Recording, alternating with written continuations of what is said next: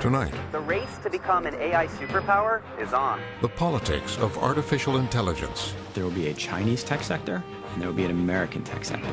the new tech war, The more data, the better the AI works. So in the age of AI, where data is the new oil, China is the new Saudi Arabia. the future of work, When I increase productivity through automation, jobs go away. I believe about 50% of jobs will be somewhat or extremely threatened by AI in the next 15 years or so. AI and corporate surveillance, We thought that we were searching Google. We had no idea that Google was searching us. and the threat to democracy. China is on its way to building a total surveillance state. Tonight on Frontline, It has pervaded so many elements of everyday life. How do we make it transparent and accountable? in the age of AI.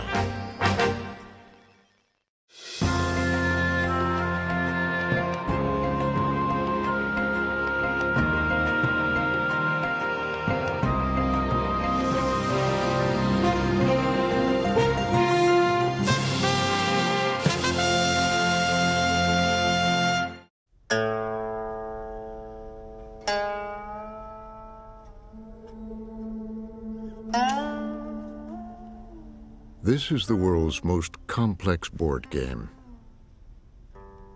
There are more possible moves in the game of Go than there are atoms in the universe. Legend has it that in 2300 BCE, Emperor Yao devised it to teach his son discipline, concentration, and balance. And over 4,000 years later, this ancient Chinese game would signal the start of a new industrial age.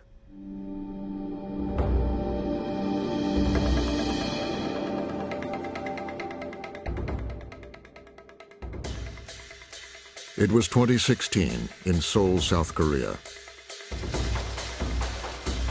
Can machines overtake human intelligence?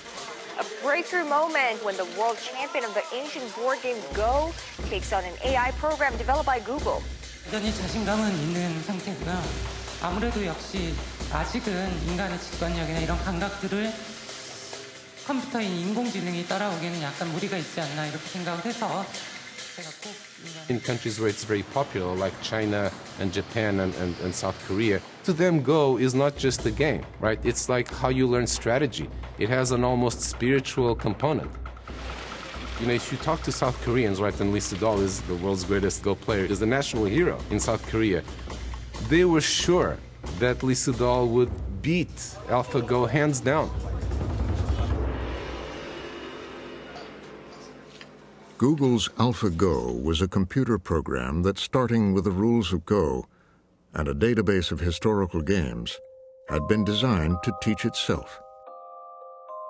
I was one of the commentators at the Lee Sedol games. And yes, it was watched by tens of millions of people. Throughout Southeast Asia, this was seen as a sports spectacle with national pride at stake. But much more was in play.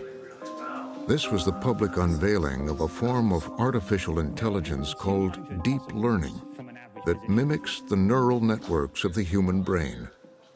So what happens with machine learning and artificial intelligence, initially with AlphaGo, is that the machine is fed all kinds of Go games. And then it studies them, learns from them, and it figures out its own moves. And because it's an AI system, it's not just following instructions, it's figuring out its own instructions. It comes up with moves that humans hadn't thought of before. So it studies games that humans have played, it knows the rules, and then it comes up with creative moves. 와, 정말 생각지도 못한. That's a very surprising move. I thought it was a mistake. Game 2, Move 37. That move 37 was a move that humans could not fathom, but yet it ended up being brilliant and woke people up to say, wow, after thousands of years of playing, we never thought about making a move like that. Oh, he resigned. It looks like Lee Sedol has just resigned, actually. In the end, the scientists watched their algorithms win 4 of the games. Lee Sedol took 1. What happened with Go, first and foremost, was a huge victory for DeepMind and for AI, right? It wasn't that the computers beat the humans. It was that, one type of intelligence beat another. Artificial intelligence had proven it could marshal a vast amount of data beyond anything any human could handle and use it to teach itself how to predict an outcome. The commercial implications were enormous. While AlphaGo is a toy game, but its success and its waking everyone up, I think, is going to be remembered as the pivotal moment where AI became mature and everybody jumped on the bandwagon. This is about the consequences of that defeat. How the AI algorithms are ushering in a new age of great potential and prosperity. But an age that will also deepen inequality, challenge democracy, and divide the world into 2 AI superpowers. Tonight, 5 stories about how artificial intelligence is changing our world.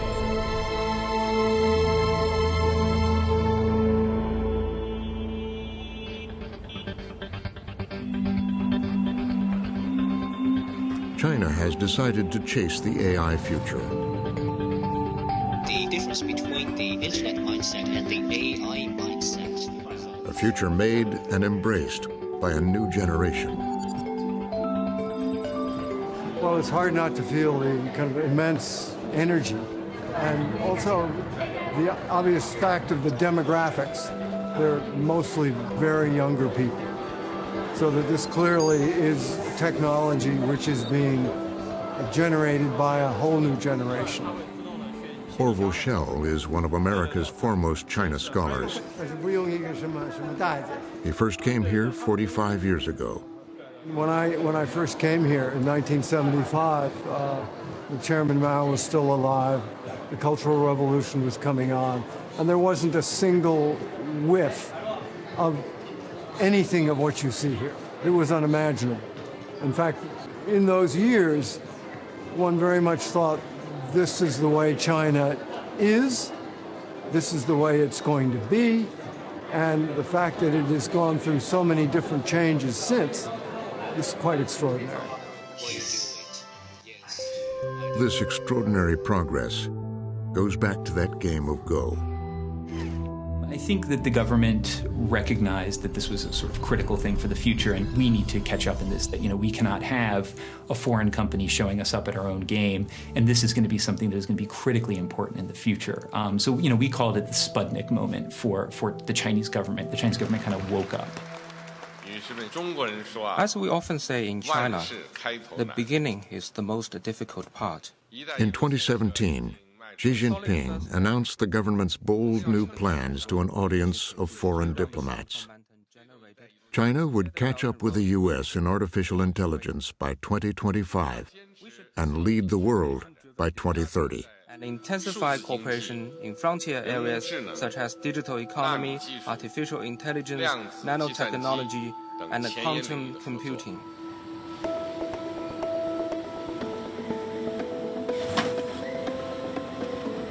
Today, China leads the world in e-commerce. Drones delivered to rural villages. And a society that bypassed credit cards now shops in stores without cashiers, where the currency is facial recognition. No country has ever moved that fast. And in the short 2.5 years, China's AI implementation really went from minimal amount to probably about 17 or 18 unicorns, that is billion-dollar companies in AI today. And that progress is hard to believe. The progress was powered by a new generation of ambitious young techs pouring out of Chinese universities, competing with each other for new ideas. and financed by a new cadre of Chinese venture capitalists. This is Innovation, created by U.S.-educated AI scientist and businessman Kai-Fu Lee. Well, these unicorns, we've got 1, 2, 3, 4, 5, 6 in the general AI area. And unicorn means $1 billion company, a company whose valuation or market capitalization is at $1 billion or higher. I think we put 2 unicorns to show $5 billion or higher. Kai-Fu Lee was born in Taiwan. His parents sent him to high school in Tennessee. His PhD thesis at Carnegie Mellon was on computer speech recognition, which took him to Apple. Well, reality is a step closer to science fiction with Apple Computer's new developed program that allows... And at 31, an early measure of fame. And Kai-Fu Lee, the inventor of Apple speech recognition technology. Casper copy this to make right 2. Casper paste. Casper 72-point italic outline. He would move on to Microsoft Research in Asia and became the head of Google China. 10 years ago, he started Innovation in Beijing and began looking for promising startups and AI talent. So the Chinese entrepreneurial companies started as copycats, but over the last 15 years, China has developed its own form of entrepreneurship. And that entrepreneurship is described as tenacious, very fast, winner-take-all, and incredible work ethic. I would say these a few thousand Chinese top entrepreneurs, they could take on any entrepreneur anywhere in the world. Entrepreneurs like Cao Shudong, the 33-year-old CEO of a new startup called Momenta. This is a ring road around Beijing. The car is driving itself.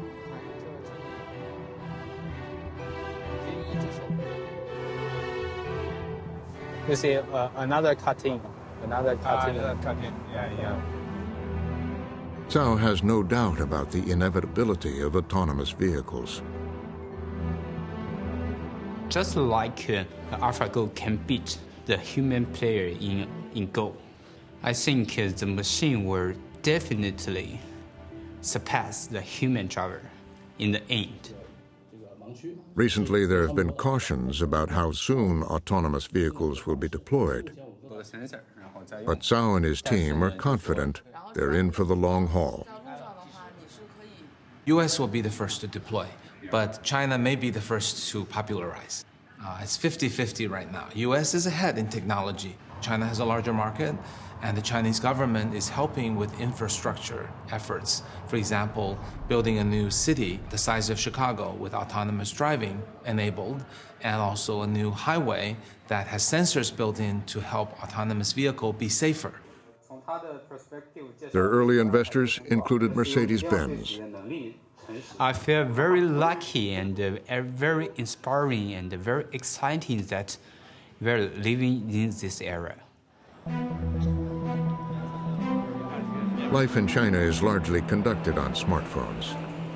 1 billion people use WeChat, the equivalent of Facebook, Messenger, and PayPal, and much more combined into just one super app. And there are many more. China is the best place for AI implementation today because the vast amount of data that's available in China. China has a lot more users than any other country, 3 to 4 times more than the US. There are 50 times more mobile payments than the US. There are 10 times more food deliveries, which serve as data to learn more about user behavior than the US. 300 times more shared bicycle rides. And each shared bicycle ride has all kinds of sensors submitting data up to the cloud. We're talking about maybe 10 times more data than the US. And AI is basically run on data and fueled by data. The more data, the better the AI works. More importantly than how brilliant the researcher is working on the problem. So in the age of AI, where data is the new oil, China is the new Saudi Arabia. And access to all that data means that the deep learning algorithm can quickly predict behavior like the creditworthiness of someone wanting a short-term loan. Here is our application, and the customer can choose how many money they want to borrow and how long they want to borrow, and they can input their data here, and after that, you can just borrow very quickly. The CEO shows us how quickly you can get a loan. It has done.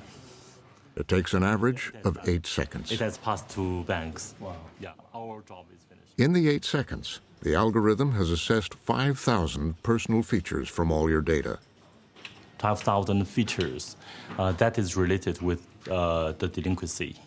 When maybe the banks only use few, maybe 10 features when they are doing their risk management. Processing millions of transactions, it'll dig up features that would never be apparent to a human loan officer. Like how confidently you type your loan application. Or, surprisingly, if you keep your cell phone battery charged. It's very interesting. The battery of the phone is related with their delinquency rate. Someone who has much more lower battery, they get much more dangerous than others. It's probably unfathomable to an American how a country can dramatically evolve itself from a copycat laggard to all of a sudden to nearly as good as the US in technology. Like this facial recognition startup he invested in. Megvii was started by 3 young graduates in 2011. It's now a world leader in using AI to identify people. It's pretty fast. For example, on the mobile device, we have timed the facial recognition speed. It's actually less than 100 milliseconds. So that's very, very fast. So 0.1 second that we'll be able to recognize you, even on a mobile device. The company claims the system is better than any human at identifying people in its database. And for those who aren't, it can describe them. Like our director, what he's wearing, and a good guess at his age, missing it by only a few months. We are the first one to really take facial recognition to commercial quality. That's why in Beijing today you can pay for your KFC with a smile. You know, it's not so surprising. We've seen the Chinese companies catching up to the U.S. in technology for a long time. And so if particular effort and attention is paid in a specific sector, it's not so surprising that they would surpass the rest of the world. And facial recognition is one of the first places we've seen that start to happen. It's a technology prized by the government, like this program in Shenzhen to discourage jaywalking. Offenders are shamed in public, and with facial recognition, can be instantly fined. Critics warn that the government and some private companies have been building a national database from dozens of experimental social credit programs.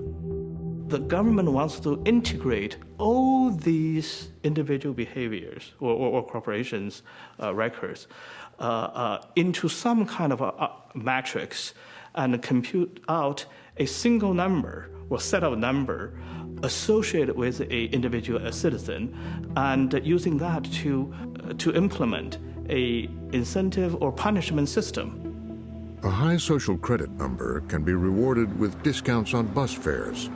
A low number can lead to a travel ban. Some say it's very popular with the Chinese public that wants to punish bad behavior. Others see a future that rewards party loyalty and silences criticism.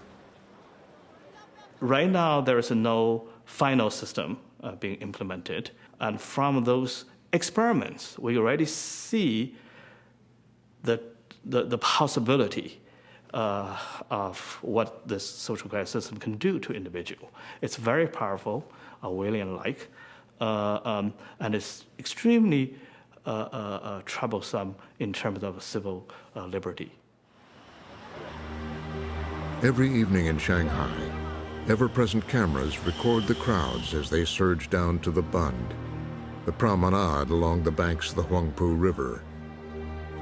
Once, the great trading houses of Europe came here to do business with the Middle Kingdom. In the last century, they were all shut down by Mao's revolution. But now, in the age of AI, people come here to take in a spectacle that reflects China's remarkable progress and illuminates the great political paradox of capitalism taken root in the communist state. People have called it market Leninism, authoritarian capitalism. We are watching a kind of a Petri dish in which an experiment of extraordinary importance to the world is being carried out. Whether you can combine these things and get something that's more powerful, that's coherent, that's durable in the world, whether you can bring together a one-party state with an innovative sector, both economically and technologically innovative, and that's something we thought could not coexist. As China reinvents itself, it has set its sights on leading the world in artificial intelligence by 2030. But that means taking on the world's most innovative AI culture.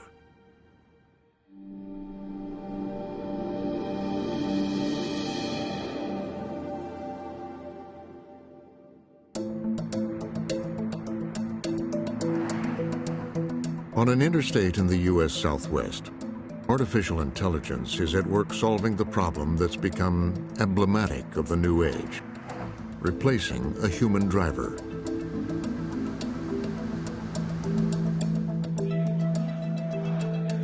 This is the company's CEO, 24-year-old Alex Rodriguez. The more things we build successfully, the less people ask questions about how old you are when you have working trucks. And this is what he's built. Commercial goods are being driven from California to Arizona on Interstate 10. There is a driver in the cab, but he's not driving. It's a path set by a CEO with an unusual CV. Are we ready, Henry? The aim is to score these pucks into the scoring area. So I did competitive robotics starting when I was 11, and I took it very, very seriously. To give you a sense, I won the Robotics World Championships for the first time when I was 13. Been to Worlds 7 times between the ages of 13 and 20-ish. I eventually founded a team, did a lot of work at a very high competitive level. Things are looking pretty good. This was a prototype of sorts, from which he has built his multi-million-dollar company. Hadn't built a robot in a while, wanted to get back to it, and felt that this was by far the most exciting piece of robotics technology that was up and coming. A lot of people told us we wouldn't be able to build it, but knew roughly the techniques that you would use. And I was pretty confident that if you put them together, you would get something that worked. Took the summer off, built in my parents' garage a golf cart that could drive itself. That golf cart got the attention of Silicon Valley and the first of several rounds of venture capital. He formed a team and then decided the business opportunity was in self-driving trucks. He says there's also a human benefit. If we can build a truck that's 10 times safer than a human driver, then not much else actually matters. When we talk to regulators especially, everyone agrees that the only way that we're going to get to 0 highway deaths, which is everyone's objective, is to use self-driving. And so I'm sure you've heard the statistic, more than 90% of all crashes have a human driver as the cause. And so if you want to solve traffic fatalities, which in my opinion are the single biggest tragedy that happens year after year in the United States, this is the only solution. It's an ambitious goal, but only possible because of the recent breakthroughs in deep learning. Artificial intelligence is one of those key pieces that has made it possible now to do driverless vehicles where it wasn't possible 10 years ago, particularly in the ability to see and understand scenes. A lot of people don't know this, but it's remarkably hard for computers until very, very recently to do even the most basic visual tasks, like seeing a picture of a person and knowing that it's a person. And we've made gigantic strides with artificial intelligence in being able to see and understanding tasks, and that's obviously fundamental to being able to understand the world around you with the sensors that you have available. That's now possible because of the algorithms written by Yoshua Bengio and a small group of scientists. There are many aspects of the world which we can't explain with words. And that part of our knowledge is actually probably the majority of it. So like the stuff we can communicate verbally is the tip of the iceberg. And so to get at the bottom of the iceberg, the solution was the computers have to acquire that knowledge by themselves from data, from examples, just like children learn, most not from their teachers, but from interacting with the world and playing around and trying things and seeing what works and what doesn't work. This is an early demonstration. In 2013, DeepMind scientists set a machine learning program on the Atari video game Breakout. The computer was only told the goal, to win the game. After 100 games, it learned to use the bat at the bottom to hit the ball and break the bricks at the top. After 300, it could do that better than a human player. After 500 games, it came up with a creative way to win the game by digging a tunnel on the side and sending the ball around the top to break many bricks with one hit. That was deep learning. That's the AI program based on learning, really, that has been so successful in the last few years and it wasn't clear 10 years ago that it would work, but it has completely changed the map and is now used in almost every sector of society. Even the best and brightest among us, we just don't have enough compute power inside of our heads. Amy Webb is a professor at NYU and founder of the Future Today Institute. As AI progresses, the great promise is that these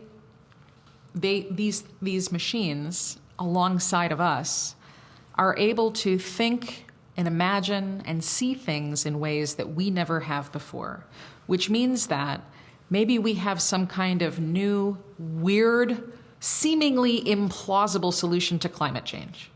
Maybe we have some radically different approach to dealing with incurable cancers. The real practical and wonderful promise is that machines help us be more creative. And using that creativity, we get to terrific solutions. Solutions that could come unexpectedly to urgent problems. It's going to change the face of breast cancer. Right now, 40,000 women in the U.S. alone die from breast cancer every single year. Dr. Connie Lehman is head of the Breast Imaging Center at Massachusetts General Hospital in Boston. We've become so complacent about it, we almost don't think it can really be changed. We somehow think we should put all of our energy into chemotherapies to save women with metastatic breast cancer, and yet, when we find it early, we cure it, and we cure it without having the ravages to the body when we diagnose it late.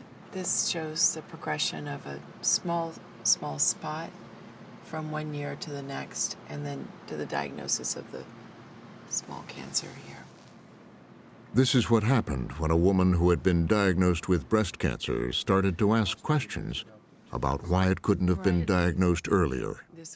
Really brings a lot of anxiety, and you're asking the questions, am I going to survive? What's going to happen to my son? And I start asking other questions. She was used to asking questions. At MIT's Artificial Intelligence Lab, Professor Regina Barzilay uses deep learning to teach the computer to understand language, as well as read text and data.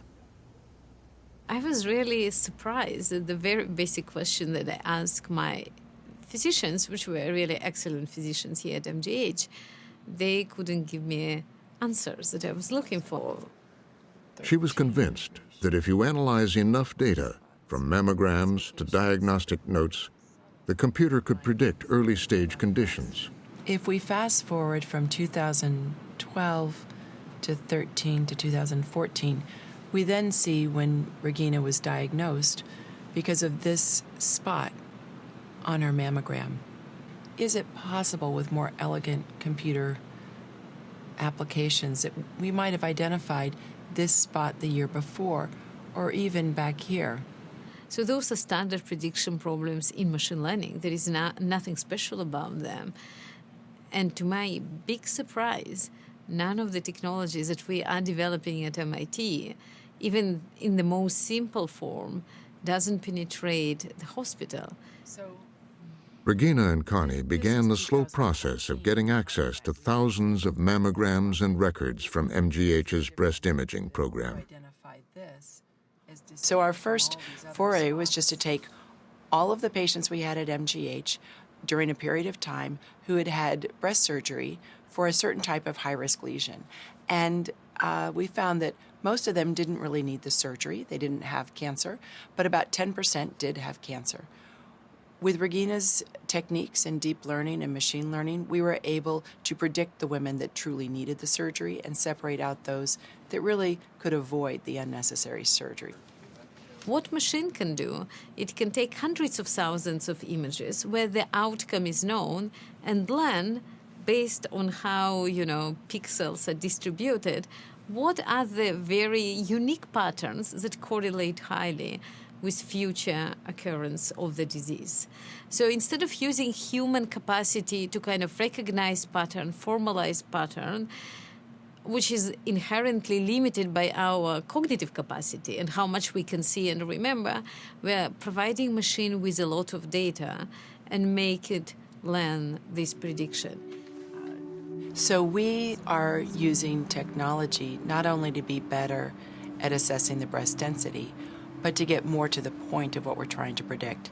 Does this woman have a cancer now? And will she develop a cancer in 5 years? And that's, again, where the artificial intelligence, machine and deep learning can really help us and our patients. In the age of AI, the algorithms are transporting us into a universe of vast potential and transforming almost every aspect of human endeavor and experience. Andrew McAfee is a research scientist at MIT who co-authored The Second Machine Age. The great compliment that a songwriter gives another one is, gosh, I wish I'd written that one. The great compliment a geek gives another one is, wow, I wish I had drawn that graph. So I wish I had drawn this graph. The graph uses a formula to show human development and growth since 2000 BCE. The state of human civilization is not very advanced, and it's not getting better very quickly at all. And this is true for thousands and thousands of years. When we formed empires and empires got overturned, when we tried democracy, when we invented zero and mathematics and fundamental discoveries about the universe, big deal. The numbers don't change very much. What's weird is that the numbers change essentially in the blink of an eye at one point in time, and it goes from really horizontal, unchanging, uninteresting to holy Toledo, crazy vertical. And then the question is, what on earth happened to cause that change?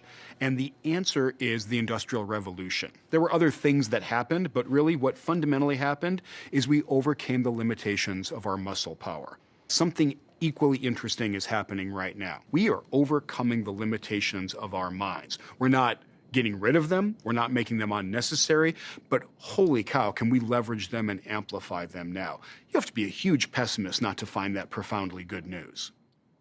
I really do think the world has entered a new era. Artificial intelligence holds so much promise, but it's going to reshape every aspect of the economy, so many aspects of our lives, because AI is a little bit like electricity. Everybody's going to use it. Every company is going to be incorporating AI, integrating it into what they do. Governments are going to be using it. Nonprofit organizations are going to be using it. It's going to create all kinds of benefits in ways large and small, and challenges for us as well. The challenges, the benefits. The autonomous truck represents both as it maneuvers into the marketplace. The engineers are confident that, in spite of questions about when this will happen, they can get it working safely sooner than most people realize. I think that you will see the first vehicles operating with no one inside them moving freight in the next few years. And then you're going to see that expanding to more freight, more geographies, more weather over time as that capability builds up. We're talking like less than half a decade. He already has a Fortune 500 company as a client, shipping appliances across the Southwest. He says the sales pitch is straightforward.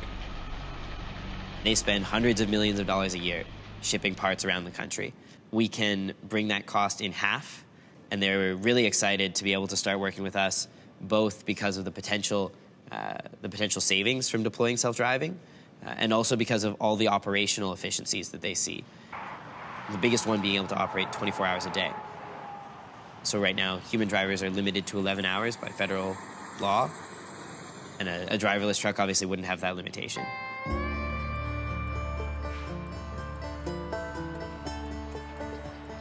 The idea of a driverless truck comes up often in discussions about artificial intelligence. Steve Viscelli is a sociologist who drove a truck while researching his book, The Big Rig, about the industry. This is one of the most remarkable stories in U.S. labor history, I think, is, the decline of unionized trucking. The industry was deregulated in 1980. And at that time, truck drivers were earning the equivalent of over $100,000 in today's dollars. And today, the typical truck driver will earn a little over $40,000 a year. And I think it's an important part of the automation story, right? Why are they so afraid of automation? Because we've had 4 decades of rising inequality in wages. And if anybody is going to take it on the chin from automation in the trucking industry, the first in line is going to be the driver, without a doubt. For his research, Viscelli tracked down truckers and their families like Sean and Hope Cumbie of Beaverton, Michigan. Hey, Hope. I'm Steve Viscelli. Hi, Steve. Nice to meet you. Great to meet you, too. Thanks. And their son, Charlie. This is Daddy, me, Daddy, and Mommy. But Daddy's not here. Sean Cumbie's truck has broken down in Tennessee. Hope, who drove a truck herself, knows the business well. We made $150,000, right, in a year. That sounds great, right? That's like good money. We paid $100,000 in fuel. Okay, so right there, now I made $50,000. But I didn't really, because, you get an oil change every month, so it's $300 a month. You still have to do all the maintenance. We had a motor blowout, right? $13,000. Right? I know. I mean, I choke up a little just thinking about it, because it was $13,000, and we were off work for 2 weeks. So by the end of the year, with that $150,000, by the end of the year, we'd made about $22,000. In a truck stop in Tennessee, Sean has been sidelined waiting for a new part. The garage owner is letting him stay in the truck to save money. Hi, baby. Hey, how's it going? It's going. Chunky butt. Hi, Chunky butt. What are you doing? Believe it or not, I do it because I love it. I mean, it's in the blood. 3rd generation driver. And my granddaddy told me a long time ago, when I was probably 11, 12 years old, probably, he said, the world meets nobody halfway. Nobody. He said, if you want it, you have to earn it. And that's what I do every day. I live by that creed, and I've lived by that since it was told to me. So if you're down for a week in a truck, you still have to pay your bills. I have enough money in my checking account at all times to pay a month's worth of bills. That does not include my food. That doesn't include field trips for my son's school. My son and I just went to our yearly doctor appointment. I took money out of my son's piggy bank to pay for it, because it's not scheduled in. It's not something that you can, afford. I mean, like when, sorry. It's okay.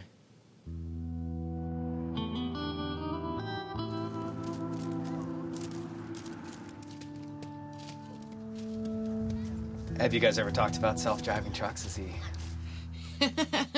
So, kind of. I asked him once, you know, and he laughed so hard. He's no way will they ever have a truck that can drive itself. It's kind of interesting when you think about it. You know, they're putting all this new technology into things, but, you know, it's still man-made, and man, you know, does make mistakes. I really don't see it being a problem with the industry because, one, you still got to have a driver in it because I don't see it doing city. I don't see it doing, you know, main things. I don't see it backing into a dock. I don't see the automation part, you know, doing maybe the box trailer side, you know, I can see that, but not stuff like I do. So I really ain't worried about the automation of trucks.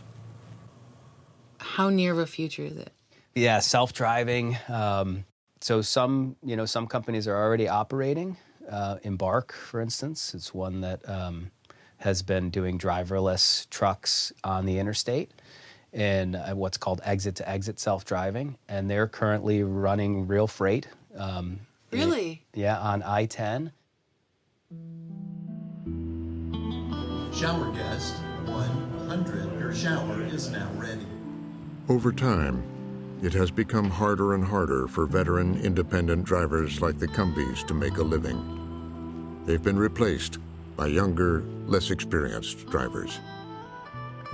So the trucking industry's $740 billion a year, and again, in many of these operations, labor's a third of that cost. By my estimate, I think we're in the range of 300,000 or so jobs in the foreseeable future that could be automated to some significant extent.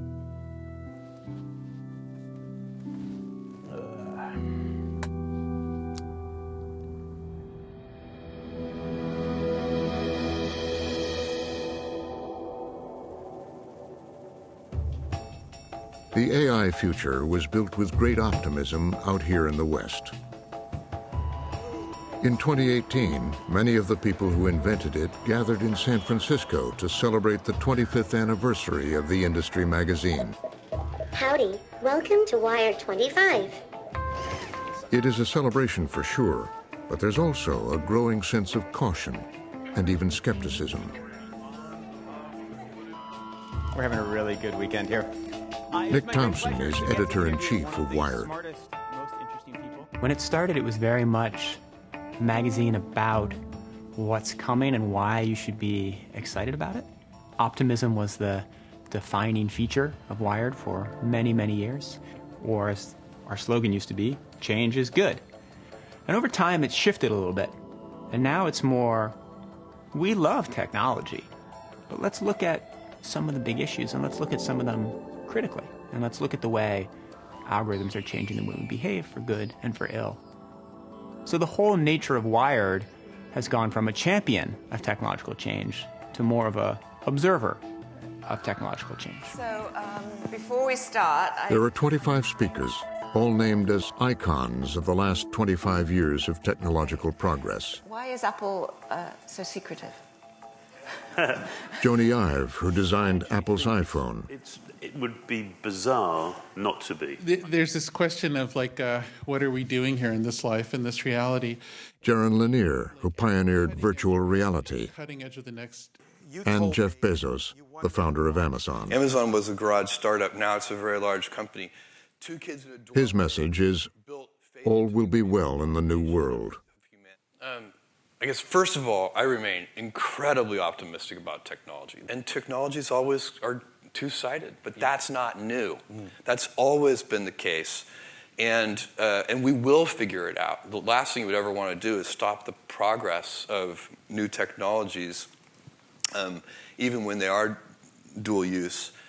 But, says Thompson, beneath the surface, there's a worry most of them don't like to talk about. There are some people in Silicon Valley who believe that you just have to trust the technology. Throughout history, there's been a complicated relationship between humans and machines. We've always worried about machines, and it's always been fine. And we don't know how AI will change the labor force, but it will be okay. So that argument exists.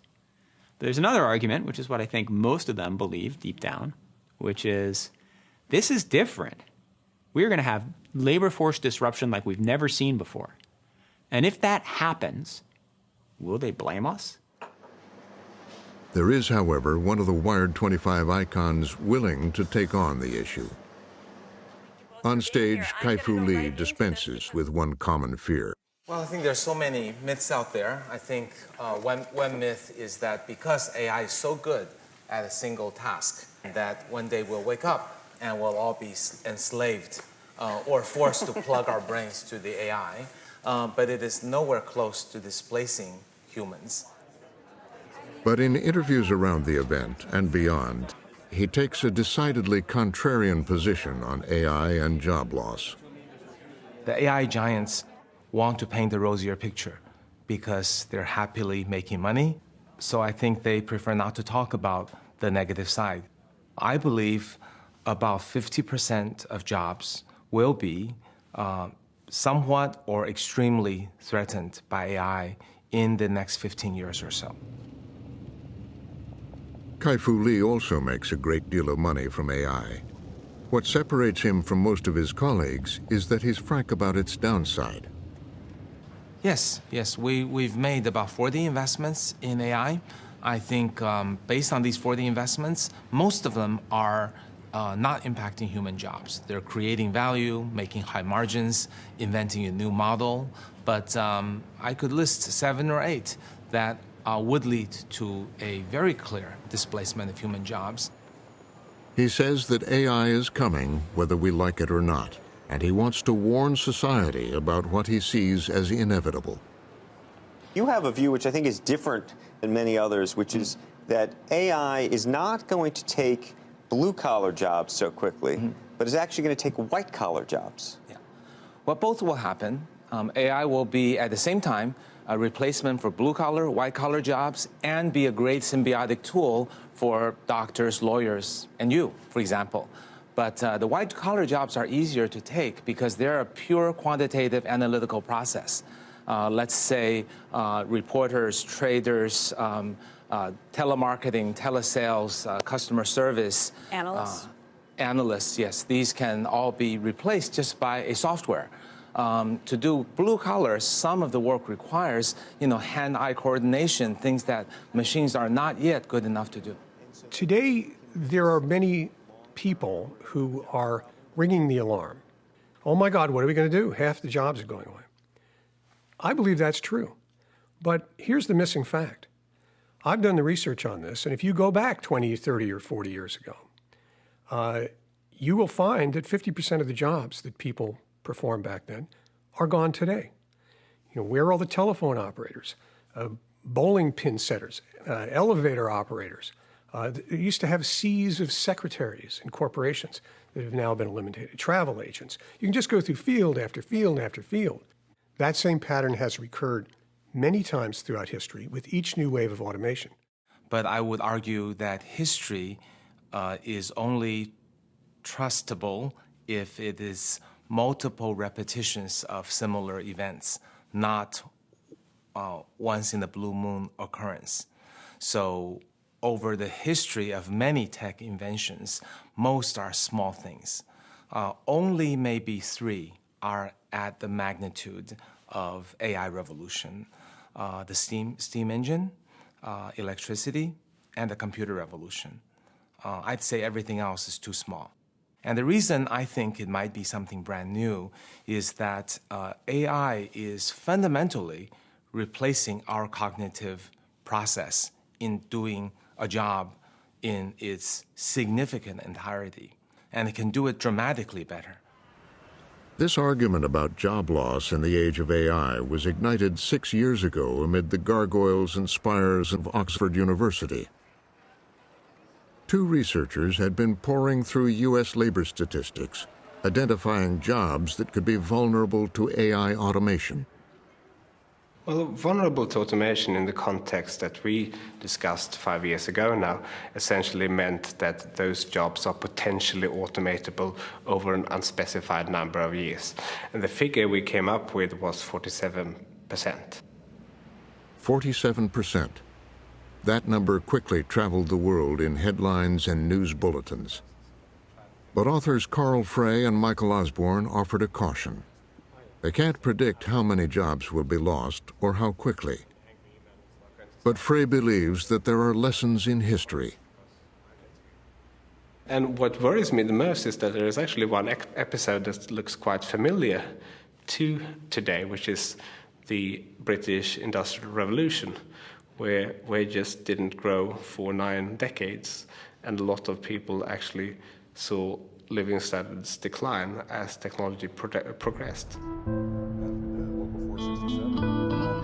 Saginaw, Michigan knows about decline in living standards.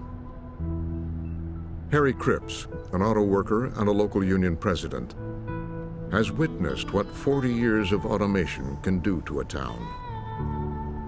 You know, we're one of the cities in the country that I think we were left behind in this recovery. And I don't know how we get on the bandwagon now. Once this was the UAW hall for one local union. Now, with falling membership, it's shared by 5 locals. Rudy didn't get his yet. This day, it's the center for a Christmas food drive. Even in a growth economy, unemployment here is near 6%. Poverty in Saginaw Steve, you got one more coming. is over 30%. Our factory has about 1.9 million square feet. Back in the 70s, that 1.9 million square feet had about 7,500 UAW automotive workers making a middle-class wage with decent benefits and able to send their kids to college and do all the things that the middle-class family should be able to do. Our factory today, with automation, would probably be about 700 United Auto Workers. That's a dramatic change. A lot of union brothers used to work there, buddy. Yeah, TRW plant. That was unfortunate. Delphi, looks like they're starting to tear it down now. Wow. Automation is definitely taking away a lot of jobs. Robots, I don't know how they buy cars. I don't know how they buy sandwiches. I don't know how they go to the grocery store. They definitely don't pay taxes, which hurts the infrastructure. So you don't have the sheriffs and the police and the firemen and anybody else that supports the city is gone because there's no tax base. Robots don't pay taxes. The average personal income in Saginaw is $16,000 a year. A lot of the families that I work with here in the community, both parents are working. They're working 2 jobs. Mainly it's the wages, you know, people not making a decent wage to be able to support a family. Like back in the day, my dad even worked at the plant. My mom stayed home, raised the children, and that give us opportunity to put food on the table and things of that nature. And them times are gone. If you look at this graph of what's been happening to America since the end of World War II, you see a line for our productivity, and our productivity gets better over time. It used to be the case that our pay, our income, would increase in lockstep with those productivity increases. The weird part about this graph is how the income has decoupled, is not going up the same way that productivity is anymore. As automation has taken over, workers are either laid off or left with less skilled jobs for less pay, while productivity goes up. There are still plenty of factories in America. We are a manufacturing powerhouse. But if you go walk around an American factory, you do not see long lines of people doing repetitive manual labor. You see a whole lot of automation. If you go upstairs in that factory and look at the payroll department, you see 1 or 2 people looking into a screen all day. So the activity is still there, but the number of jobs is very, very low because of automation and tech progress. Now, dealing with that challenge and figuring out what the next generation of the American middle class should be doing is a really important challenge, because I'm pretty confident that we are never again going to have this large, stable, prosperous middle class doing routine work. Evidence of how AI is likely to bring accelerated change to the U.S. workforce can be found not far from Saginaw. This is the U.S. headquarters for one of the world's largest builders of industrial robots, a Japanese-owned company called Fanuc Robotics. We've been producing robots for well over 35 years, and you can imagine over the years they've changed quite a bit. We're utilizing the artificial intelligence to really make the robots easier to use and be able to handle a broader spectrum of opportunities. We see a huge growth potential in robotics. And we see that growth potential as being really, there's 90% of the market left. The industry says optimistically that with that growth, they can create more jobs. Even if there were 5 people on a job, and we reduced that down to 2 people because we automated some level of it, we might produce 2 times more parts than we did before because we automated it. So now there might be the need for 2 more fork truck drivers or 2 more quality inspection personnel. So although we reduce some of the people, we grow in other areas as we produce more things. When I increase productivity through automation, I lose jobs. Jobs go away, and I don't care what the robot manufacturers say. You aren't replacing those 10 production people that robot is now doing that job with 10 people. You can increase productivity to a level to stay competitive with the global market. That's what they're trying to do. In the popular telling, blame for widespread job loss has been aimed overseas at what's called offshoring. We want to keep our factories here. We want to keep our manufacturing here. We don't want them moving to China, to Mexico, to Japan, to India, to Vietnam. But it turns out most of the job loss isn't because of offshoring. There's been offshoring, and I think offshoring is responsible for maybe 20% of the jobs that have been lost. I would say most of the jobs that have been lost, despite what most Americans think was due to automation or productivity growth. Mike Hicks is an economist at Ball State University in Muncie, Indiana. He and sociologist Emily Warnell have been documenting employment trends in Middle America. Hicks says that automation has been a mostly silent job killer, lowering the standard of living. So in the last 15 years, the standard of living has dropped by 10 to 15%. So that's unusual in a developed world. A 1-year decline is a recession. A 15-year decline gives an entirely different sense about the prospects of a community. And so that is common from the Canadian border to the Gulf of Mexico and the middle swath of the United States. Something we're going to do for you guys. These were left over from our suggestion drive that we did. We're going to give them each 2. Awesome. I mean, that's going to go a long ways, right? I mean, that'll really help that family out during the holidays. Yes, well, with the kids home from school, the families have 3 meals a day that they got to put on the table, so it's going to make a big difference. So, thank you guys. You're this welcome. is wonderful. Let them know Merry Christmas on behalf of us here at the local, okay? Absolutely. You guys are just amazing. Thank you. And please tell all the workers how grateful these families will be. We will. I mean, this is not a small problem.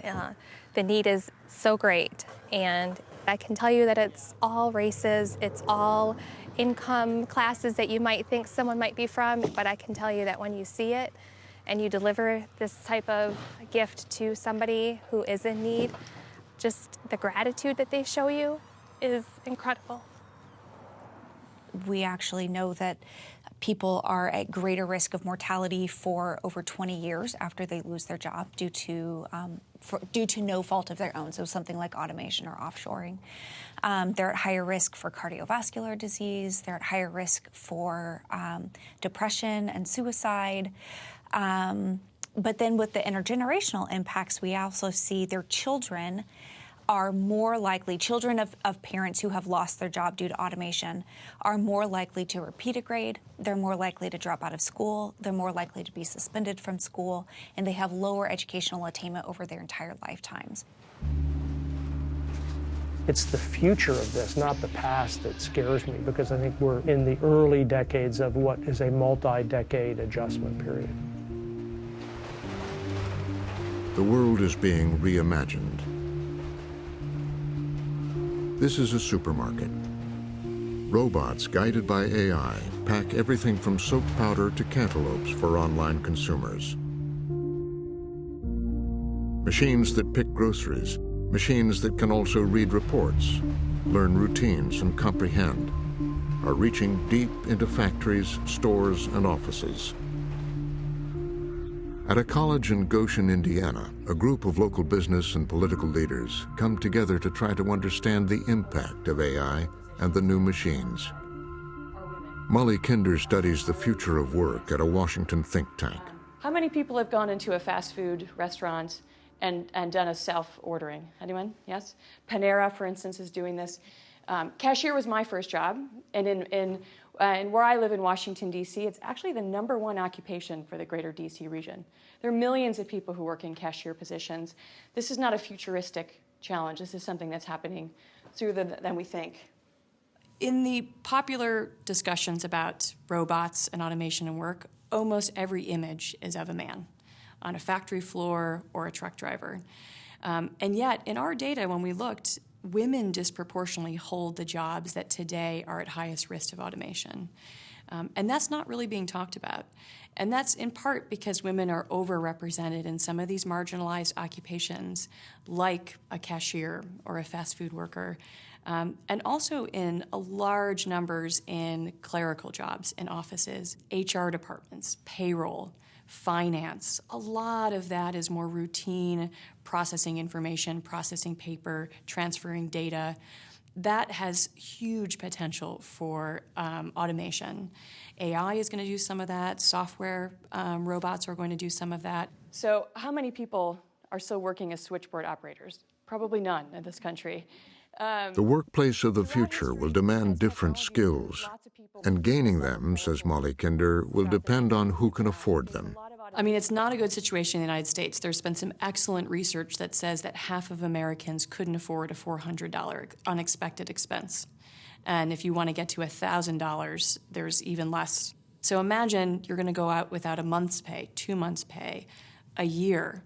Imagine you want to put savings toward a course to redevelop your career. People can't afford to take time off of work. They don't have a cushion. So this lack of economic stability married with the disruptions in people's careers is a really toxic mix. The new machines will penetrate every sector of the economy, from insurance companies to human resource departments, from law firms to the trading floors of Wall Street. Wall Street's going through it, but every industry is going through it. Every company is looking at all of the disruptive technologies. It could be robotics or drones or blockchain. And whatever it is, every company is using everything that's developed, everything that's disruptive, and thinking about how do I apply that to my business to make myself more efficient. And what efficiency means is mostly how do I do this with fewer workers. And I do think that when we look at some of the studies about opportunity in this country and the inequality of opportunity, the likelihood that you won't be able to advance from where your parents were, I think that's very serious and gets to the heart of the way we like to think of America as the land of opportunity. Inequality has been rising in America. It used to be the top 1% of earners, here in red, owned a relatively small portion of the country's wealth. Middle and lower earners, in blue, had the largest share. Then, 15 years ago, the lines crossed, and inequality has been increasing ever since. There's many factors that are driving inequality today, and unfortunately, artificial intelligence, without being thoughtful about it, is a driver for increased inequality. Because it's a form of automation, and automation is the substitution of capital for labor. And when you do that, the people with the capital win. So Karl Marx was right.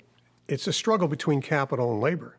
And with artificial intelligence, we're putting our finger on the scale on the side of capital, and how we wish to distribute the benefits, the economic benefits that will create, is going to be a major moral consideration for society over the next several decades.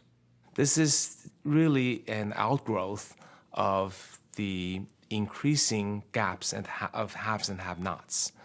The wealthy getting wealthier, the poor getting poorer. It may not be specifically related to AI, but but AI will exacerbate that, and that I think will tear the society apart, because the rich will have just too much, and those who are have-nots will have perhaps very little way of digging themselves out of the hole. And with AI making its impact, it'll be worse, I think.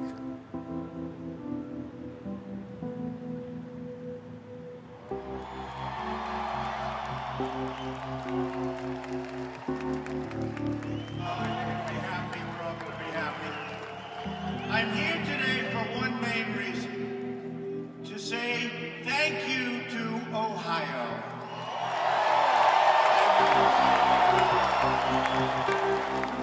I think the Trump vote was a protest. I mean, that for whatever reason, whatever the hot button was that, that really hit home with these Americans that voted for him, it was a protest vote. And they didn't like the direction things were going.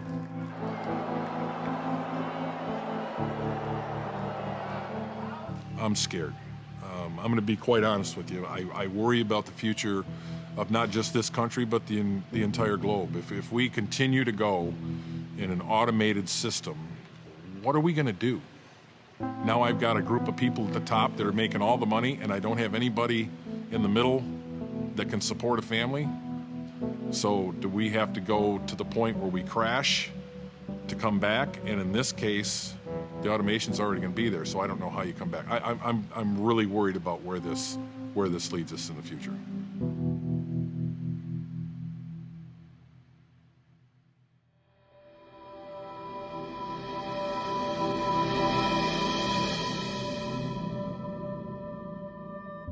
The future is largely being shaped by a few hugely successful tech companies. They're constantly buying up successful smaller companies and recruiting talent. Between the US and China, they employ a great majority of the leading AI researchers and scientists. In the course of amassing such power, they've also become among the richest companies in the world. AI really is the ultimate tool of wealth creation. Think about the massive data that Facebook has on user preferences and how it can very smartly target an ad that you might buy something and get a much bigger cut that a smaller company couldn't do. Same with Google, same with Amazon. So AI is a set of tools that helps you maximize an objective function. And that objective function initially will simply be make more money. And it is how these companies make that money and how their algorithms reach deeper and deeper into our work, our daily lives, and our democracy that makes many people increasingly uncomfortable. Pedro Domingos wrote the book, The Master Algorithm. Everywhere you go, you generate a cloud of data. You're trailing data. Everything that you do is producing data. And then there are computers looking at that data that are learning, and these computers are essentially trying to serve you better. They're trying to personalize things to you. They're trying to adapt the world to you. So on the one hand, this is great because the world will get adapted to you without you even having to explicitly adapt it. There's also a danger because the entities and the companies that are in control of those algorithms don't necessarily have the same goals as you. And this is where I think people need to be aware of what's going on so they can have more control over it. We came into this new world thinking that we were users of social media. It didn't occur to us that social media was actually using us. We thought that we were searching Google. We had no idea that Google was searching us. Shoshana Zuboff is a Harvard Business School professor emerita. In 1988, she wrote a definitive book called In the Age of the Smart Machine.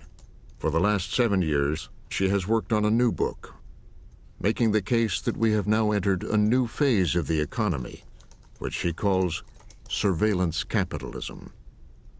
So famously, industrial capitalism claimed nature, innocent rivers and meadows and forests and so forth, for the market dynamic to be reborn as real estate, as land that could be sold and purchased.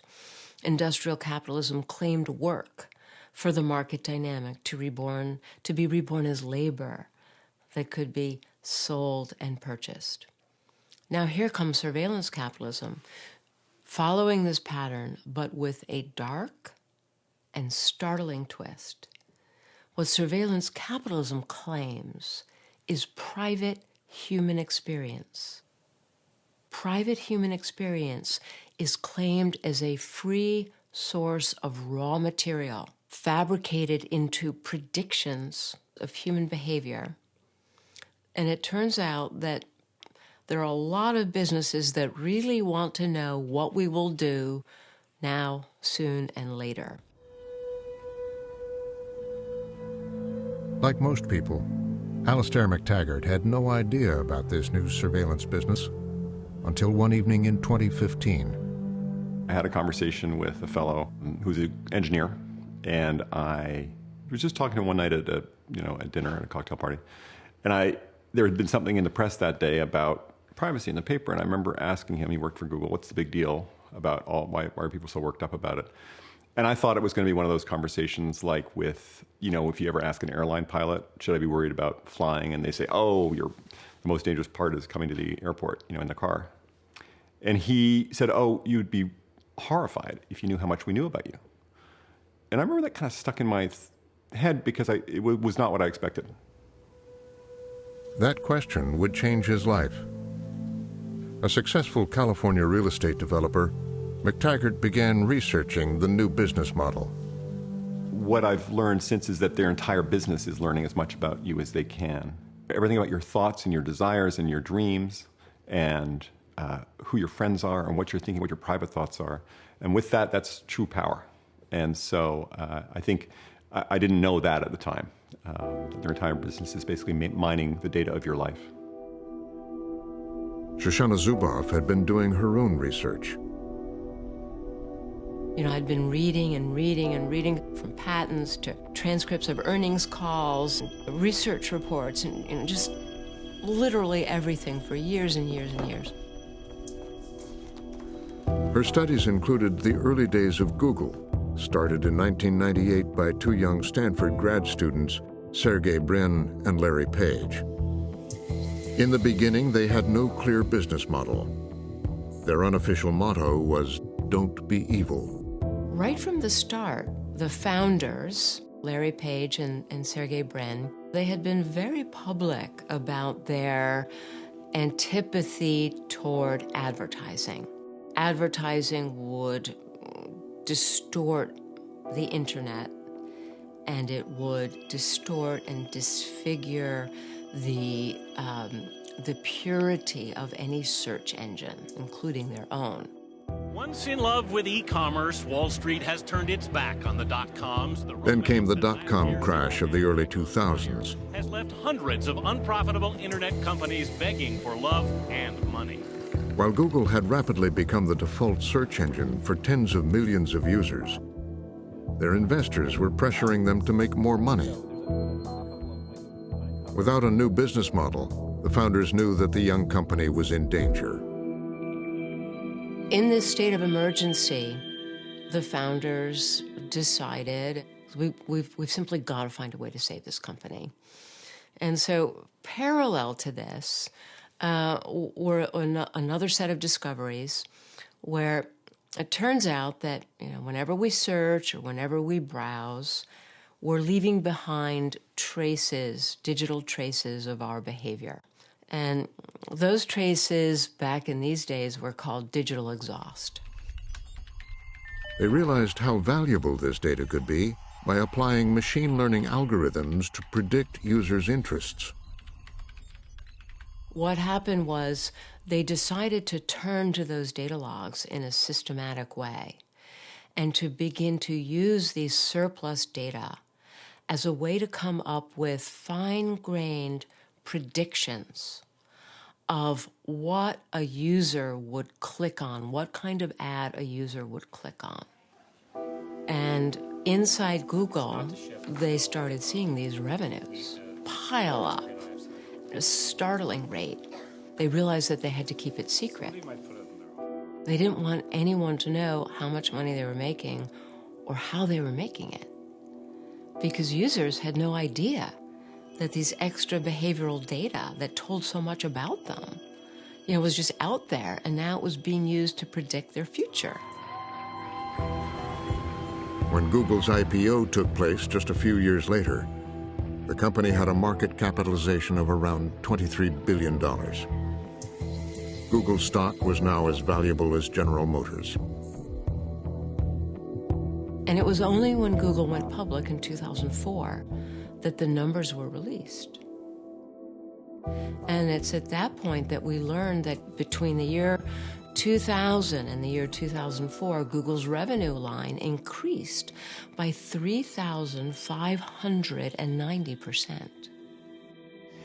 Let's talk a little bit about information and search and how people consume it. By 2010, the CEO of Google, Eric Schmidt, would tell The Atlantic magazine, is we don't need you to type at all because we know where you are with your permission. We know where you've been with your permission. We can more or less guess what you're thinking about. Now, is that over the line? Eric Schmidt and Google declined to be interviewed for this program. Google's new business model for predicting users' profiles had migrated to other companies, particularly Facebook. Roger McNamee was an early investor and advisor to Facebook. He's now a critic and wrote a book about the company. He says he's concerned about how widely companies like Facebook and Google have been casting the net for data. And then they realized, wait a minute, there's all this data in the economy we don't have. So they went to credit card processors and credit rating service and said, we want to buy your data. They go to health and wellness apps and say, hey, you got women's menstrual cycles? We want all that stuff. Why are they doing that? They're doing that because behavioral prediction is about taking uncertainty out of life. Advertising and marketing are all about uncertainty. You never really know who's going to buy your product. Until now. We have to recognize that we gave technology a place in our lives that it had not earned. That essentially, because technology always made things better in the 50s, 60s, 70s, 80s, and 90s, we developed a sense of inevitability that will always make things better. We developed a trust, and the industry earned goodwill that Facebook and Google have cashed in. The model is simply this: provide a free service, like Facebook, and in exchange you collect the data of the millions who use it. And every sliver of information is valuable. It's not just what you post, it's that you post. It's not just that you make plans to see your friends later. It's whether you say, I'll see you later, or I'll see you at 6:45. It's not just that you talk about the things that you have to do today. It's whether you simply rattle them on in a rambling paragraph or list them as bullet points. All of these tiny signals are the behavioral surplus that turns out to have immense predictive value. In 2010, Facebook experimented with AI's predictive powers in what they called a social contagion experiment. They wanted to see if, through online messaging, they could influence real-world behavior. The aim was to get more people to the polls in the 2010 midterm elections. Cleveland, I need you to keep on fighting. I need you to keep on believing. They offered 61 million users an I voted button, together with faces of friends who had voted. A subset of users received just the button. In the end, they claimed to have nudged 340,000 people to vote. They would conduct other massive contagion experiments. Among them, one showing that by adjusting their feeds, they could make users happy or sad. When they went to write up these findings, they boasted about two things. One was, oh my goodness, now we know that we can use cues in the online environment to change real-world behavior. That's big news. The second thing that they understood and they celebrated was that we can do this in a way that bypasses the user's awareness. Private corporations have built a corporate surveillance state without our awareness or permission. And the systems necessary to make it work are getting a lot better, specifically with what are known as Internet of Things, smart appliances, powered by the Alexa voice recognition system or the Google Home system. Okay, Google, play the morning playlist. Okay, playing morning playlist. Okay, Google, play music in all rooms.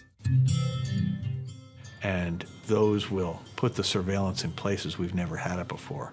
Living rooms, kitchens, bedrooms. And I find all of that terrifying. Okay, Google, I'm listening. The companies say they are not using the data to target ads, but helping AI improve the user experience. Alexa, turn on the fan. Okay. Meanwhile, they are researching and applying for patents to expand their reach into homes and lives. Alexa, take a video. The more and more that you use spoken interfaces, so smart speakers, they're being trained not just to recognize who you are, but they're starting to take baselines and comparing changes over time. So does your cadence increase or decrease? Are you sneezing while you're talking? Is your voice a little wobbly? The purpose of doing this is to understand more about you in real time so that a system could make inferences. Perhaps like, do you have a cold? Are you in a manic phase? Are you feeling depressed? So that is an extraordinary amount of information that can be gleaned by you simply waking up and asking your smart speaker, what's the weather today? Alexa, what's the weather for tonight? Currently in Pasadena, it's 58 degrees with cloudy skies. Inside it is then. Dinner!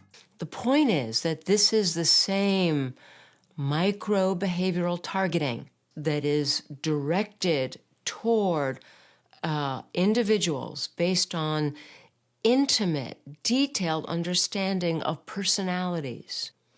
So this is precisely what Cambridge Analytica did, simply pivoting from the advertisers to the political outcomes. The Cambridge Analytica scandal of 2018 engulfed Facebook, forcing Mark Zuckerberg to appear before Congress to explain how the data of up to 87 million Facebook users had been harvested by a political consulting company based in the UK. The purpose was to target and manipulate voters in the 2016 presidential campaign, as well as the Brexit referendum. Cambridge Analytica had been largely funded by conservative hedge fund billionaire Robert Mercer.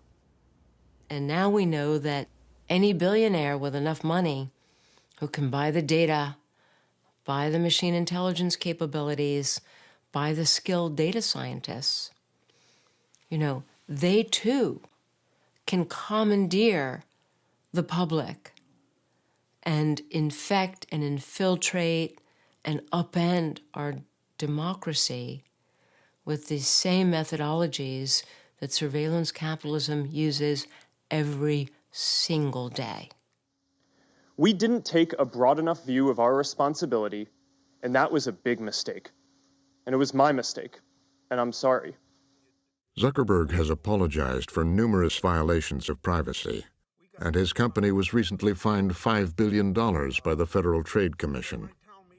He has said Facebook will now make data protection a priority, and the company has suspended tens of thousands of third-party apps from its platform as a result of an internal investigation. I wish I could say that after Cambridge Analytica, we've learned our lesson and that everything will be much better after that, but I'm afraid the opposite is true. In some ways, Cambridge Analytica was using tools that were 10 years old. It was really, in some ways, old school first wave data science. What we're looking at now with current tools in machine learning is the ability for manipulation, both in terms of elections and opinions, but more broadly, just how information travels. That is a much bigger problem and certainly much more serious than what we face with Cambridge Analytica. AI pioneer Yoshua Bengio also has concerns about how his algorithms are being used. So the AIs are tools, and they will serve the people who control those tools. If those people's interests go against the values of democracy, then democracy is in danger. So I believe that scientists who contribute to science, when that science can or will have an impact on society, those scientists have a responsibility. It's a little bit like the physicists of around the Second World War who rose up to tell the governments, wait, nuclear power can be dangerous and nuclear war can be really, really destructive. And today, the equivalent of the physicists of the 40s and 50s and 60s are the computer scientists who are doing machine learning and AI. One person who wanted to do something about the dangers was not a computer scientist, but an ordinary citizen. Alistair McTaggart was alarmed. Voting is, for me, the most alarming one. If less than 100,000 votes separated the last two candidates in the last presidential election in 3 states, this is not... He began a solitary campaign. This is not a very difficult problem. They're talking about convincing a relatively tiny fraction of the voters in a handful of states to either come out and vote or stay home. And remember, these companies know everybody intimately. They know who's a racist, who's a misogynist, who's a homophobe, who's a conspiracy theorist. They know the lazy people and the gullible people. They have access to the greatest trove of personal information that's ever been assembled. They have the world's best data scientists. And they have essentially a frictionless way of communicating with you. This is power. McTaggart started a signature drive for a California ballot initiative for a law to give consumers control of their digital data. In all, he would spend $4 million of his own money in an effort to rein in the Goliaths of Silicon Valley. Google, Facebook, AT&T, and Comcast all opposed his initiative. I'll tell you I was scared. Fear of looking like a world-class idiot. The market cap of all the firms arrayed against me was over $6 trillion. He needed 500,000 signatures to get his initiative on the ballot. He got well over 600,000. Polls showed 80% approval for a privacy law. That made the politicians in Sacramento pay attention. So McTaggart decided that because he was holding a strong hand, it was worth negotiating with them. And if AB 375 passes by tomorrow and is signed into law by the governor, we will withdraw the initiative. Our deadline to do so is tomorrow at 5. At the very last moment, a new law was rushed to the floor of the State House. Take their seats, please. Mr. Secretary, please call the roll. The voting starts. Allen, aye. And the first guy, I think, was a Republican, and he voted for it. And everybody had said the Republicans won't vote for it because it has this private right of action where consumers can sue. And the guy in the Senate, he calls the name. Aye Roth, aye Skinner, aye Stern, aye Stone. You can see down below, and everyone went green, and then it passed unanimously. Ayes 36, no 0. The measure passes. Immediate transmittal to the Assembly. So I was blown away. It was a day I will never forget.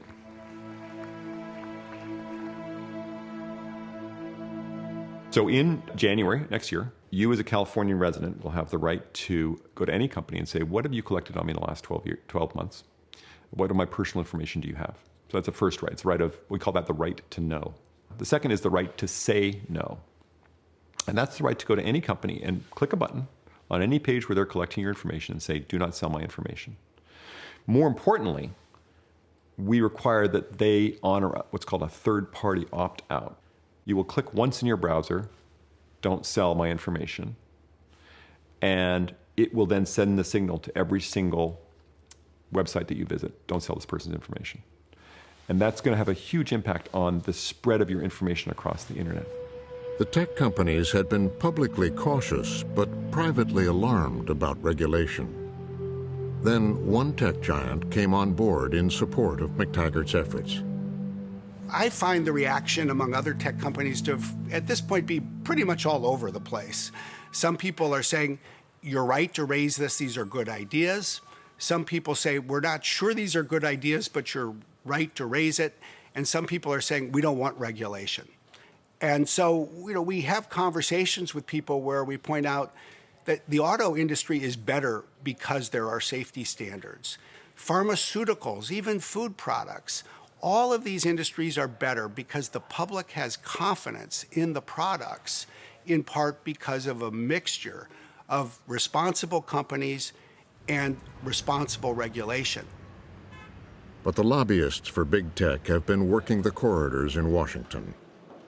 They're looking for a more lenient national privacy standard, one that could perhaps override the California law and others like it. But while hearings are held and antitrust legislation threatened, the problem is that AI has already spread so far into our lives and work. Well, it's in healthcare, it's in education, it's in criminal justice, it's in the experience of shopping as you walk down the street. It has pervaded so many elements of everyday life, and in a way that in many cases is completely opaque to people. While we can see a phone and look at it and we know that there's some AI technology behind it, many of us don't know that when we go for a job interview and we sit down and we have a conversation that we're being filmed and that our micro expressions are being analysed by hiring companies, or that if you're in the criminal justice system, that there are risk assessment algorithms that are deciding your risk number, which could determine whether or not you receive bail or not. These are systems which in many cases are hidden in the back end of our sort of social institutions. And so one of the big challenges we have is how do we make that more apparent? How do we make it transparent? And how do we make it accountable? For a very long time, we have felt like, as humans, as Americans, we have full agency in determining our own futures. What we read, what we see, we're in charge. What Cambridge Analytica taught us, and what Facebook continues to teach us, is that we don't have agency.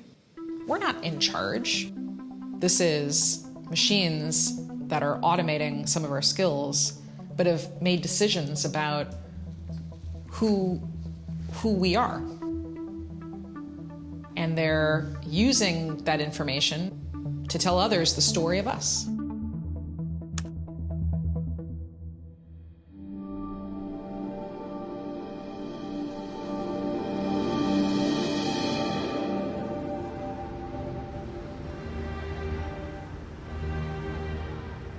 In China, in the age of AI, there's no doubt about who is in charge.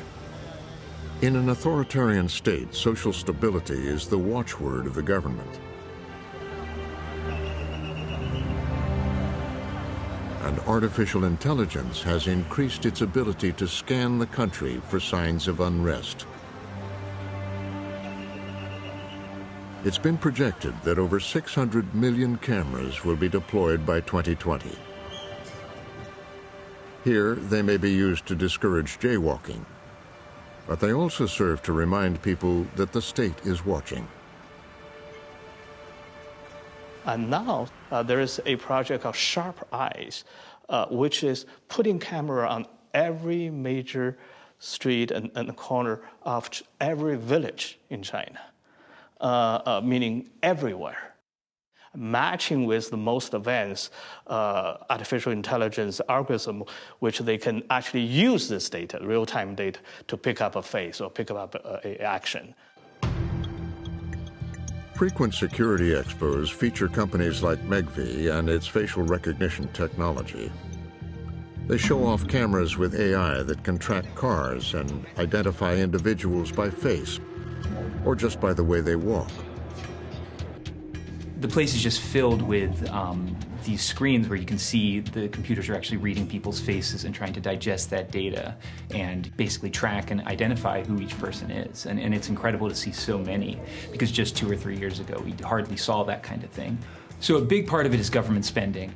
And so the technology has really taken off, and a lot of companies have started to sort of glom onto this idea that this is the future. China is on its way to building a total surveillance state. And this is the test lab for the surveillance state.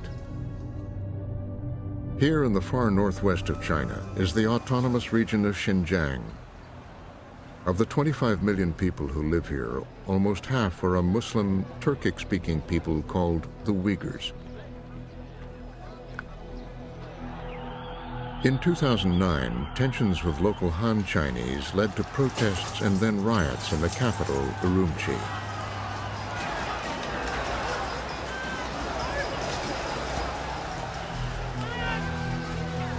As the conflict has grown, the authorities have brought in more police and deployed extensive surveillance technology.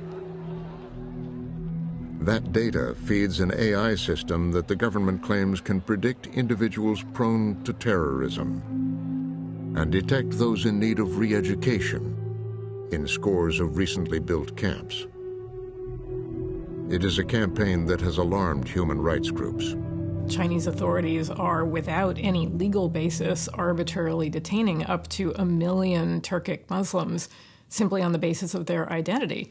But even outside the facilities in which these people are being held, most of the population there is being subjected to extraordinary levels of high-tech surveillance, such that almost no aspect of life anymore takes place outside the state's line of sight. And so the kinds of behavior that's now being monitored, which language you speak at home, whether you're talking to your relatives in other countries, how often you pray, that information is now being hoovered up and used to decide whether people should be subjected to political re-education in these camps. There have been reports of torture and deaths in the camps. And for Uyghurs on the outside, Xinjiang has already been described as an open-air prison. Trying to have a normal life as Uyghur is impossible both inside and outside of China. Just imagine, while you're on your way to work, police subject you to scan your ID, forcing you to lift your chin, while machines take your photo and you wait until you find out if you can go.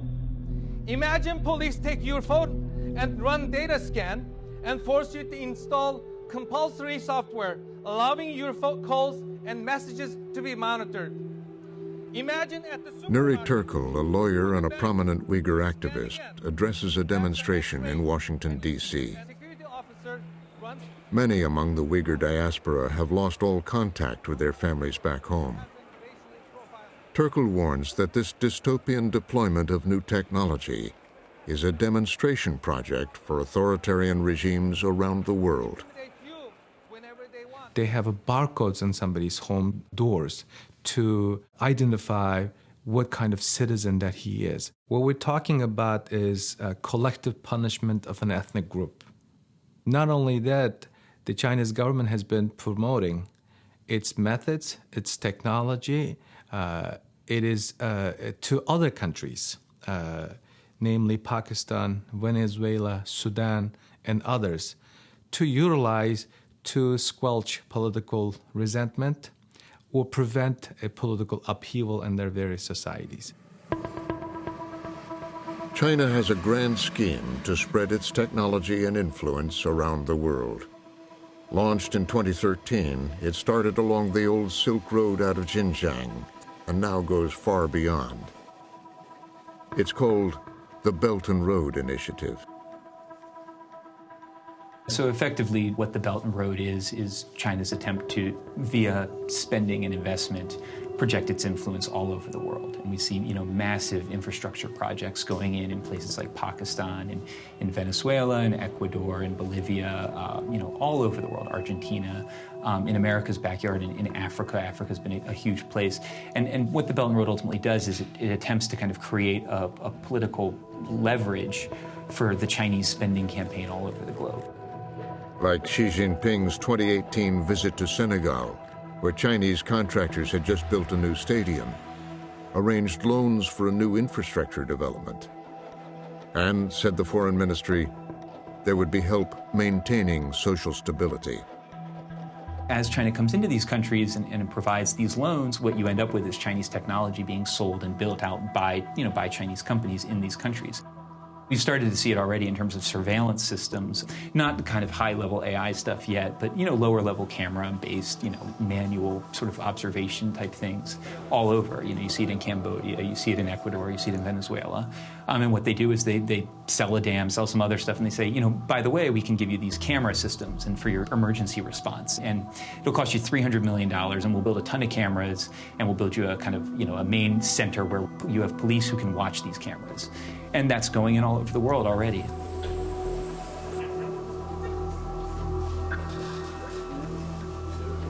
There are 58 countries that are starting to plug in to China's vision of artificial intelligence, which means effectively that China is in the process of raising a bamboo curtain, one that does not need to, one that is sort of all-encompassing, that has shared resources, shared telecommunications systems, shared infrastructure, shared digital systems, even shared mobile phone technologies. That is quickly going up all around the world to the exclusion of us in the West. Well, one of the things I worry about the most is that the world is going to split in two, and that there will be a Chinese tech sector and there will be an American tech sector. And countries will effectively get to choose which one they want. It'll be kind of like the Cold War, where you decide, are we going to align with the Soviet Union? Are we going to align with the United States? And the third world gets to choose this or that. And that's not a world that's good for anybody. The markets in Asia and the U.S. falling sharply on news that a top Chinese executive has been arrested in Canada. Her name is Sabrina Meng. She's the CFO of the Chinese telecom Huawei. News of the dramatic arrest of an important Huawei executive was ostensibly about the company doing business with Iran. But it seemed to be more about American distrust of the company's technology. From its headquarters in southern China, designed to look like fanciful European capitals, Huawei is the second biggest seller of smartphones and the world leader in building 5G networks, the high-speed backbone for the age of AI. Huawei's CEO, a former officer in the People's Liberation Army, was defiant about the American actions. There's no way the US can crush us. The world needs Huawei because we are more advanced. If the lights go out in the West, the East will still shine. And if the North goes dark, then there is still the South. America doesn't represent the world. The U.S. government fears that as Huawei supplies countries around the world with 5G, the Chinese government could have backdoor access to their equipment. Recently, the CEO promised complete transparency into the company's software, but U.S. authorities are not convinced. Nothing in China exists free and clear of the party state. Those companies can only exist and prosper at the sufferance of the party. And it's made very explicit that when the party needs them, they either have to respond or they will be dethroned. So this is the challenge with a company like Huawei. So Huawei, Ren Zhengfei, the head of Huawei, he can say, well, we're just a private company and we don't take orders from the Communist Party. Well, maybe they haven't yet. But what the Pentagon sees, the National Intelligence Council sees, and what the FBI sees is, well, maybe not yet. But when the call comes, everybody knows what the company's response will be. The U.S. Commerce Department has recently blacklisted 8 companies for doing business with government agencies in Xinjiang, claiming they are aiding in the repression of the Muslim minority. Among the companies is Megvii. They have strongly objected to the blacklist, saying that it's a misunderstanding of our company and our technology.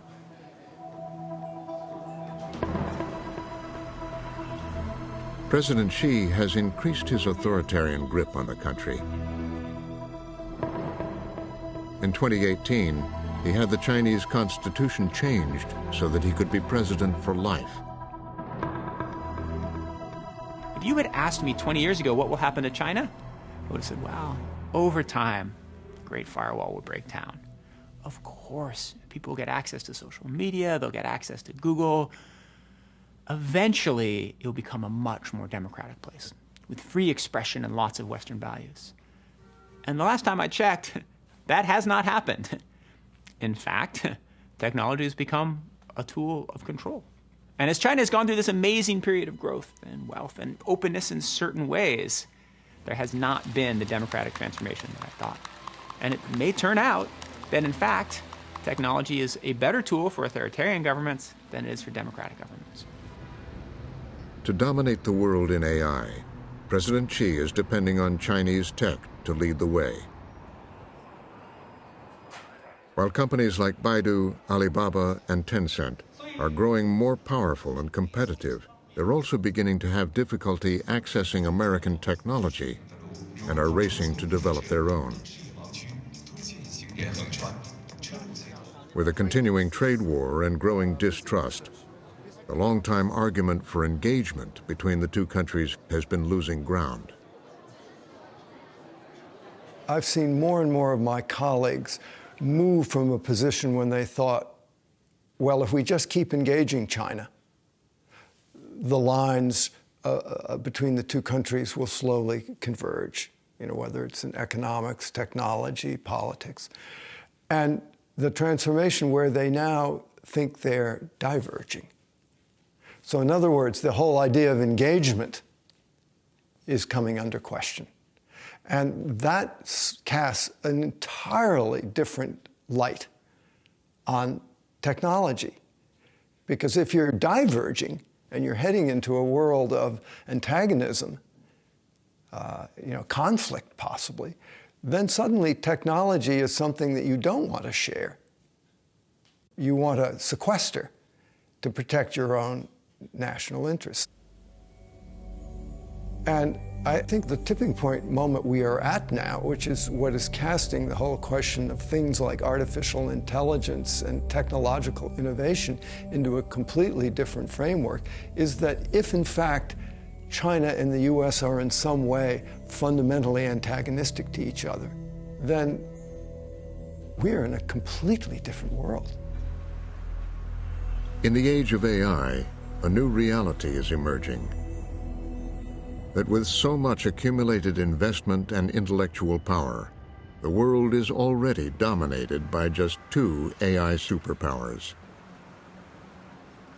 That's the premise of a new book written by Kai-Fu Lee. Hi, I'm Kai-Fu. Dr. Lee. Hi. So nice to meet you. Chili, nice to meet you. Look at all these dog ears. I love them. You like that? But I don't like you didn't buy the book. You borrowed it. I couldn't find it. Oh, really? Yeah.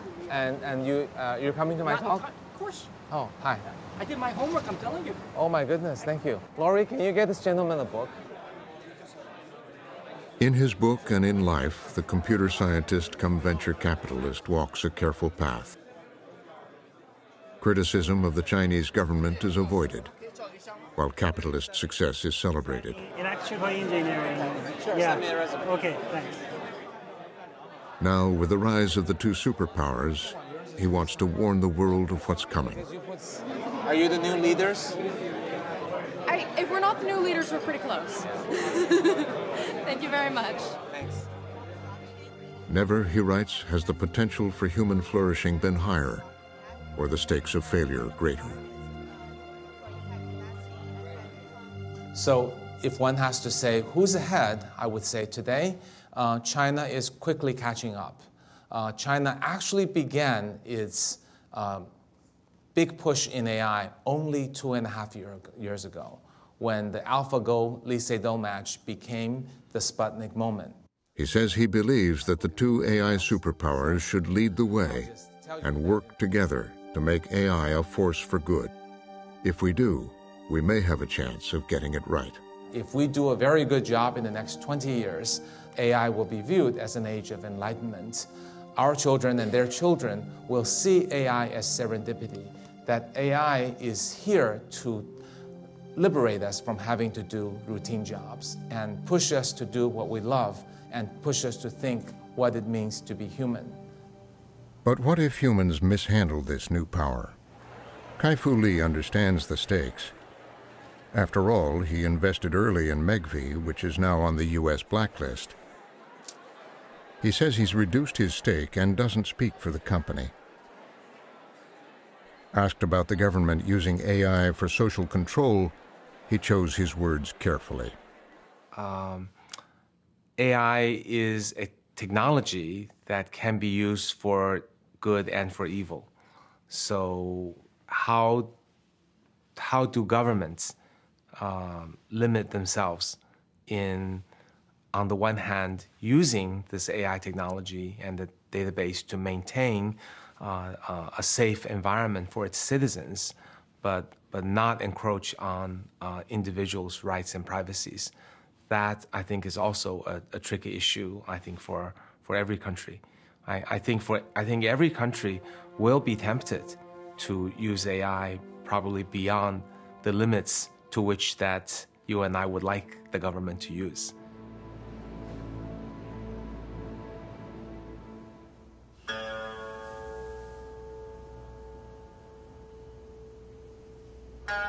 Emperor Yao devised the game of Go to teach his son discipline, concentration, and balance.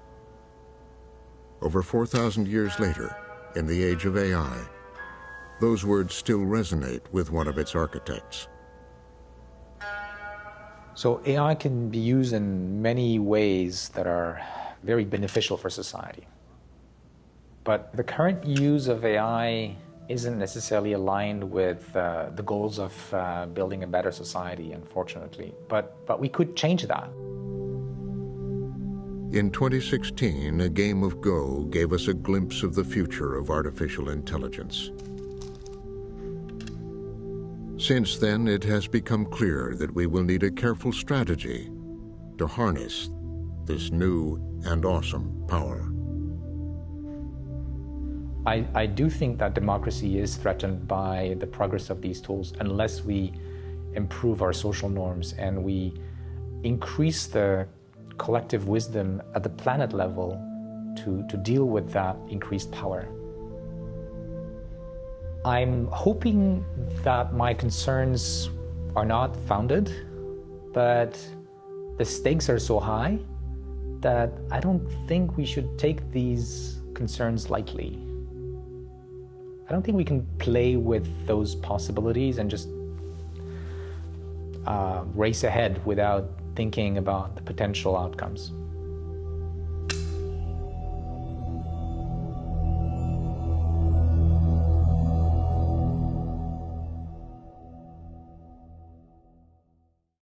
Go to pbs.org/frontline for more of the impact of AI on jobs. I believe about 50% of jobs will be somewhat or extremely threatened by AI in the next 15 years or so. And a look at the potential for racial bias in this technology. We've had issues with bias, with discrimination, with poor system design. Connect to the Frontline community on Facebook and Twitter and watch anytime on the PBS video app or pbs.org/frontline.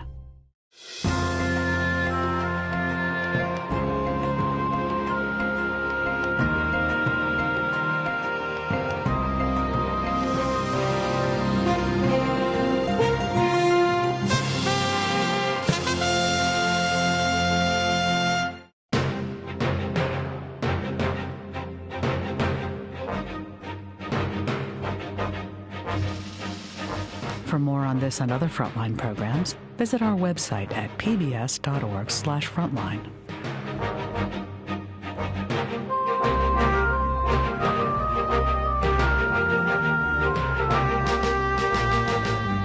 To order Frontlines in the Age of AI on DVD, visit Shop PBS or call 1-800-PLAY-PBS.